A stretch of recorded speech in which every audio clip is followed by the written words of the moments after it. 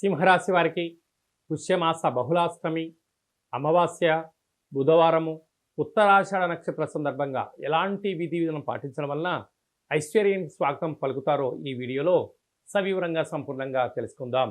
సింహరాశిలో ఏ నక్షత్రాలు వస్తాయనగా మఖా నక్షత్రంలోని 4 పాదాలు, పుబ్బా నక్షత్రం 4 పాదాలు, ఉత్తరా నక్షత్రంలోని 1 పాదం కలిపితే సింహరాశి.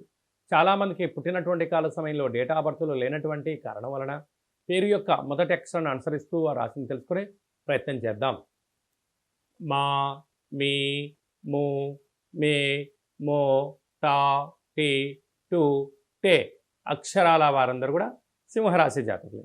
సింహరాశి యొక్క అధిపతి రవి భగవానుడు. వీరికి 2వ స్థానంలో కేతు సంచార స్థితి ఉండడం వలన దూరపు చూపు, పెట్టుబడులు, ఆకర్షణ, వికర్షణ అనేక కార్యక్రమాల్లో సమాజంలో అందరికన్నా అత్యంత తెలివైన వారు, బలవంతులు, ధనవంతులు, జ్ఞానవంతులు, లాంగ్ జర్నీ, విజన్ కలిగిన వ్యక్తులు ఎవరయ్యా అంటే సింహరాశి జాతకులే.